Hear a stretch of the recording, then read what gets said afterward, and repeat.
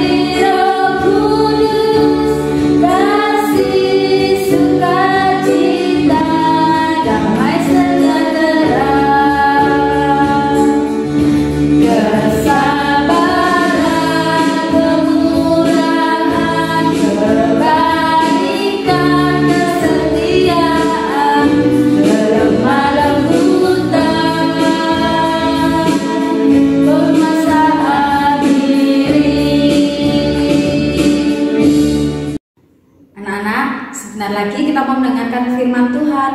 Kita siapkan hati kita untuk mendengarkan firman Tuhan. Kita pujikan pujian Ku Mau Cinta Yesus.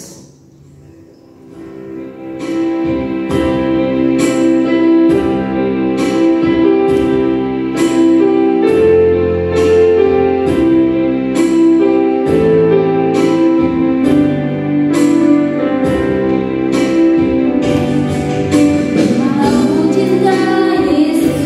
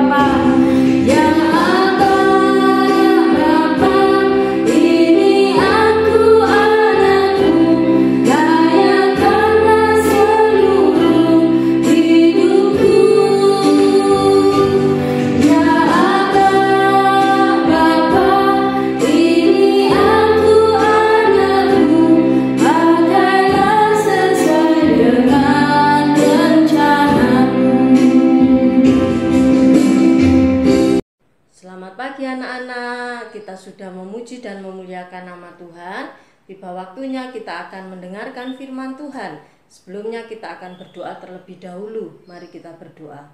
Tuhan, kami bersyukur saat pagi hari ini kami boleh bersama-sama memuji dan memuliakan nama-Mu. Tiba waktunya kami akan merenungkan dan mendengarkan firman Tuhan. Biarlah Tuhan memberkati kami. Di dalam nama Tuhan Yesus kami berdoa. Amin. Anak-anak, sebelum kita mendengarkan firman Tuhan, kita akan menyaksikan video tentang Yesus dibaptis.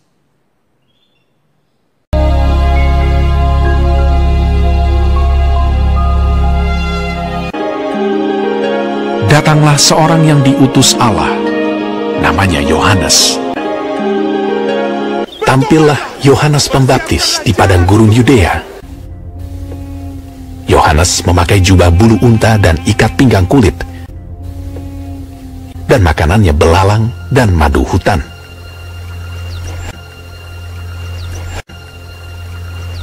Dan memberitakan, "Bertobatlah, sebab kerajaan sorga sudah dekat." Sesungguhnya dialah yang dimaksudkan Nabi Yesaya. Ada suara orang yang berseru-seru di padang gurun, "Persiapkanlah jalan untuk Tuhan, luruskanlah jalan baginya." Maka datanglah kepadanya penduduk dari Yerusalem, dari seluruh Yudea, dan dari seluruh daerah sekitar Yordan. Lalu sambil mengaku dosanya, mereka dibaptis oleh Yohanes di sungai Yordan. "Aku membaptis kamu dengan air sebagai tanda pertobatan. Tetapi Ia yang datang kemudian daripadaku lebih berkuasa daripadaku, dan aku tidak layak melepaskan kasutnya. Ia akan membaptiskan kamu dengan Roh Kudus dan dengan api. Jadi, hasilkanlah buah yang sesuai dengan pertobatan." Hal itu terjadi di Betania yang di seberang sungai Yordan, di mana Yohanes membaptis. Pada keesokan harinya, Yohanes melihat Yesus datang kepadanya, dan ia berkata, "Lihatlah anak domba Allah yang menghapus dosa dunia. Dan aku telah melihatnya dan memberi kesaksian. Ia inilah anak Allah." Maka datanglah Yesus dari Galilea ke Yordan kepada Yohanes untuk dibaptis olehnya. Tetapi Yohanes mencegah dia, katanya, "Akulah yang perlu dibaptis olehmu, dan engkau yang datang kepadaku." Lalu Yesus menjawab, katanya kepadanya, "Biarlah hal itu terjadi, karena demikianlah sepatutnya kita menggenapkan seluruh kehendak Allah." Dan Yohanes pun menurutinya. Dialah yang kumaksud ketika kukatakan, "Kemudian daripadaku akan datang seorang yang telah mendahului aku, sebab dia telah ada sebelum aku. Tetapi untuk itulah aku datang dan membaptis dengan air, supaya ia dinyatakan kepada Israel." Sesudah dibaptis, Yesus segera keluar dari air. Dan pada waktu itu juga langit terbuka, dan ia melihat Roh Allah seperti burung merpati turun ke atasnya. Lalu terdengarlah suara dari sorga yang mengatakan, "Inilah anakku yang kukasihi, kepadanya lah aku berkenan."